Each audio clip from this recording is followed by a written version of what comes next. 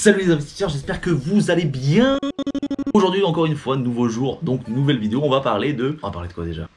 Ah oui, voilà. Comment recruter des prestataires de services pour votre business? Alors vidéo assez rapide puisque c'est pas très bien compliqué. Recruter du monde c'est assez facile, passer les entretiens c'est un peu plus compliqué. Mais aujourd'hui on se concentre surtout sur la partie de comment trouver de base les bonnes personnes. Alors pour certains métiers vous avez forcément les moteurs de recherche, tout ce qui est Indeed, Le Bon Coin. Un qui est très connu c'est le réseau social LinkedIn. Je vous le recommande forcément puisque vous avez de super pépites dessus. Mais ce qui marche aussi très bien c'est tous les groupes sur Facebook. En fonction de la partie dans laquelle vous travaillez sur votre business, vous cherchez s'il y a des groupes qui correspondent sur Facebook et vous postez une annonce. C'est exactement ce que j'ai fait pour mon rédacteur web sur la crypto-monnaie. Je suis sur plusieurs groupes qui parlent de la crypto-monnaie et donc j'ai posté une annonce tout simplement comme quoi je recherchais un rédacteur web. J'ai reçu beaucoup de messages en privé, j'ai fait un petit peu le tri jusqu'à ce que je trouve la pépite. Donc voilà, c'est pas bien compliqué, il suffit de faire quelques recherches et de bien déterminer ce dont vous avez besoin puisque c'est quand même la priorité. Donc le mieux, c'est de faire une liste. Le besoin, le salaire, les compétences, l'historique et bien sûr, le plus important, le feeling.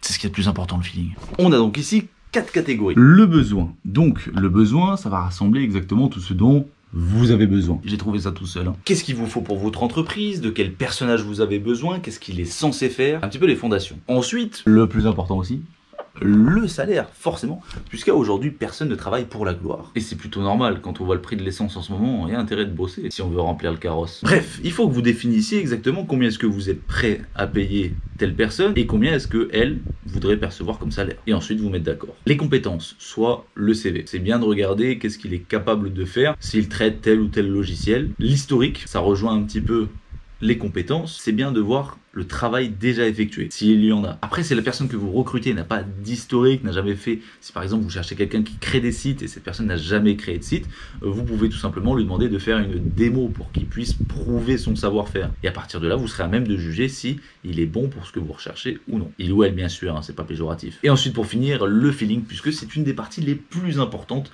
dans une entreprise. Si vous êtes avec quelqu'un qui est désagréable, forcément ça va se faire ressentir dans le travail et c'est négatif. Trouvez des gens avec qui vous vous entendez bien, avec qui il y a un bon feeling. Dans le monde de l'entrepreneuriat, oubliez les grands statuts PDG, patron, employé, salarié, etc. Ici, vous avancez tous dans le même but. Forcément, il y a quand même des patrons et des salariés, mais vous êtes avant tout une famille qui travaille ensemble pour élever l'entreprise à un niveau supérieur. Alors aidez-vous les uns les autres, trouvez des personnes avec qui vous vous entendez. Voilà les amis, c'est tout pour aujourd'hui. On se retrouve demain encore une fois pour une nouvelle vidéo qui sera sur l'organisation et pourquoi est-ce que c'est important d'être organisé quand on est entrepreneur. À demain les amis, ciao.